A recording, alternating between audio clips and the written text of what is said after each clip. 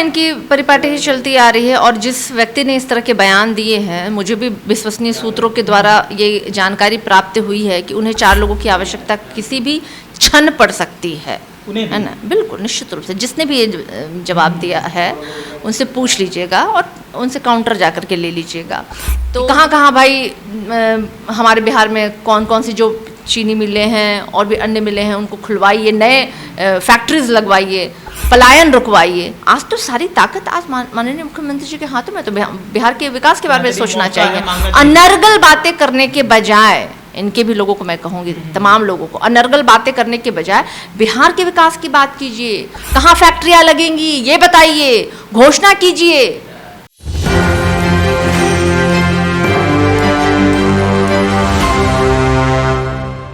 नमस्कार, मैं नंदन, आप देख रहे हैं एक न्यूज़ 24। देखिए इस वक्त हमारे साथ जुड़ी हुई हैं राजद की प्रवक्ता सारिका पासवान जी। स्वागत है। नमस्कार। चलिए, विजय सिन्हा ने एक बयान दिया था जहां पर उन्होंने साफ तौर पर कहा था कि लालू यादव और तेजस्वी यादव को माफ़ी मांगनी चाहिए रोहिणी आचार्य से कि उन्होंने उन्हें राजनीति में ढकेल दिया। कहाँ तक आप सहमत हैं उनके इस बयान से? देखिए, एक परिपाटी चली आ रही है। आज देख रही हूँ मैं जिस तरीके से भारतीय जनता पार्टी और उनके सहभागी जो भी गठबंधन में उनके हैं, हमेशा ही वो कुठाराघात, परिवारवाद और ना जाने क्या क्या शब्दों को लेकर के वो आते हैं हमेशा। और आपको भी पता है और सभी लोगों को, बिहार वासियों को पता है कि रोहिणी आचार्य जी शुरू से ही वो बहुत ही ट्विटर पे देखिए, सोशल मीडिया पे वो हमेशा से ही एक्टिव रही हैं बिहार की राजनीति को लेकर के, और ये उनकी इच्छा थी। सौंपी नहीं जाती है राजनीति में कुछ पे, इच्छा से लोग आते हैं।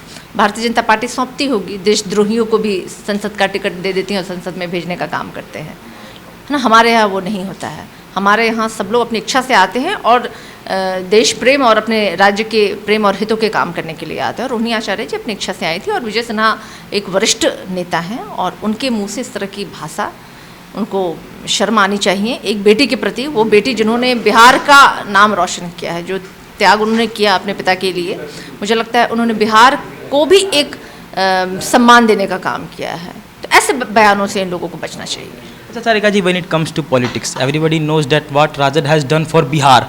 और आज के समय में जो परिस्थिति राजद की है कि 19 में जाए तो 0 सीट, अभी के समय में 4 सीट, और 4 सीट आई तो उस पर भी सवाल उठने शुरू हो गए कि 4 सीट किस काम आते हैं। आपको पता ही है, मुक्तिधाम पहुंचाने के, कंधा देने के। तो कहाँ तक आप समझती हैं कि ऐसे बयान सही होते हैं?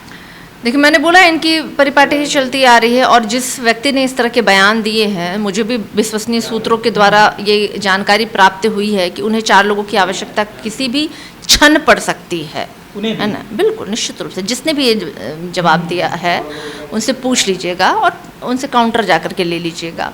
तो मुझे लगता है कि समय किसकी कब कहाँ चली जाए कोई नहीं जानता है। ऐसे बहुत इमोशनल ये सब बातें होती हैं और इस तरह से किसी के भावना को आप ठेस मत पहुंचाइए। और 4 सीटें जो है ना, और बिहार की 10 सीटें जो है ना, आज केंद्र सरकार को कितनी मुश्किल में डाली हुई हैं वो सब देख रहे हैं। किस तरीके से जो कल मोदी सरकार बना रहे थे, आज एनडीए सरकार बना लिए हैं वो।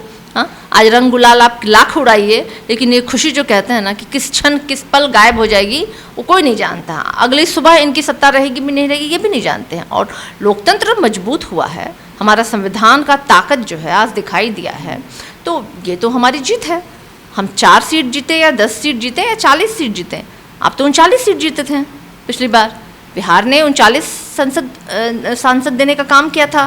क्या किया इन्होंने बिहार के लिए? विशेष राज्य दर्जा की मांग की गई थी, विशेष पैकेज की बात की गई थी, और अभी तो बहुत सुनहरा मौका है। हम तो माननीय मुख्यमंत्री जी से ये मेरी रिक्वेस्ट होगी कि मुख्यमंत्री जी, आपके हाथों में एक बहुत बड़ी ताकत है। आप 75% आरक्षण के जो दायरा जो आप हमारे साथ थे और बढ़ाने का काम किया गया, उसे 9वीं अनुसूची में डालिए और बिहार को विशेष राज्य का दर्जा दीजिए। और आज आप तो बोलिए कि कहाँ कहाँ भाई हमारे बिहार में कौन कौन सी जो चीनी मिलें हैं और भी अन्य मिलें हैं उनको खुलवाइए, नए फैक्ट्रीज लगवाइए, पलायन रुकवाइए। आज तो सारी ताकत आज माननीय मुख्यमंत्री जी के हाथों में, तो बिहार के विकास के बारे में सोचना चाहिए।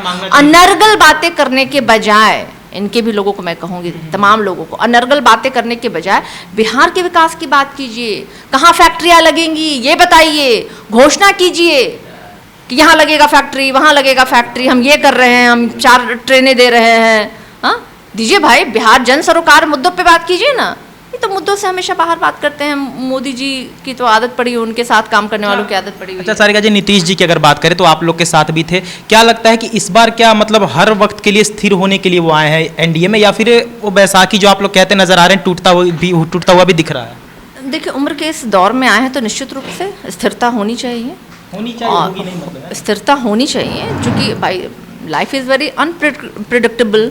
और स्पेशली अगर आप जिस व्यक्ति के बारे में पूछ रहे हैं तो मैं कैसे बता सकती हूँ, है ना, किसके मन में क्या चल रहा है, मैं किसी के बारे में नहीं बता सकती हूँ। लेकिन हाँ, एक कयास, एक सबकी एक इच्छा होती है कि हमारे स्टेट में, अगर हम बिहार स्टेट से बिलोंग करते हैं तो बिहार के विकास की बात करें हम।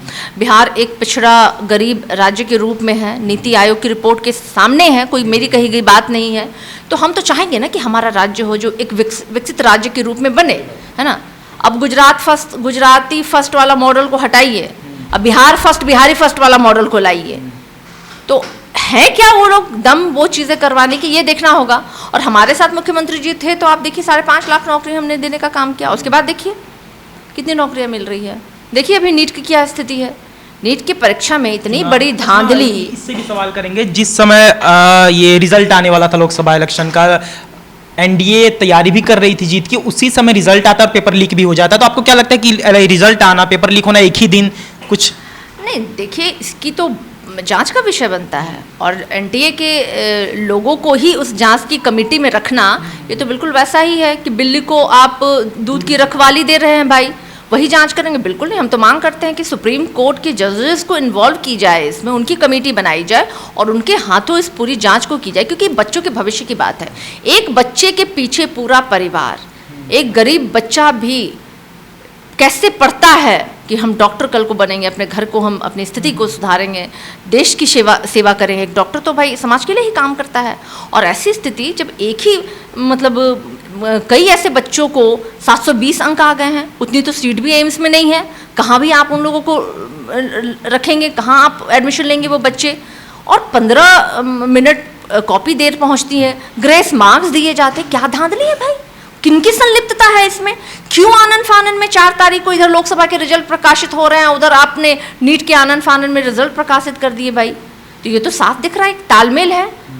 चीज़ों को बरगलाने के लिए, ओवरशैडो करने के लिए आपने ये आनन फानन में किया, तो ये बहुत बड़ा धांधली है। और मुझे लगता है कि इसकी जांच बिल्कुल एकदम निष्पक्ष जांच होनी चाहिए, और लोग, बच्चों के भविष्य की बात है, देश के भविष्य की बात है। ये देख सकते हैं सारिका पासवान जी हमारे साथ जुड़ी हुई थी। खासा हमने इनसे बहुत सवाल किए। पहला सवाल हमारा विजय सिन्हा को लेकर था कि बिहार के उप मुख्यमंत्री विजय सिन्हा ने जो कहा था कि लालू प्रसाद यादव और तेजस्वी यादव को रोहिणी आचार्य से माफ़ी मांगनी चाहिए कि आपको हमने राजनीति में ढकेल दिया।